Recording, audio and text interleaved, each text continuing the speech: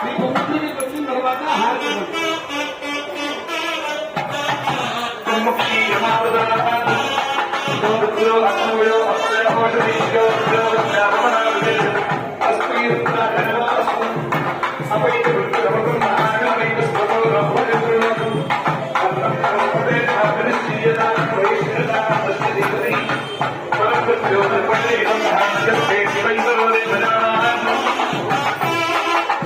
గణపతికి ఒక్కరోజు హారతి ఇచ్చాం కదా అనుకుంటే సరిపోదు.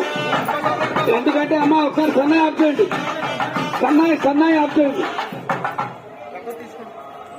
అష్టగణపతులు ఊరేగింపులు జరుగుతున్నాయి కదా, ఒకరోజు మనం హారతి ఇచ్చాము అనుకుంటే సరిపోదు.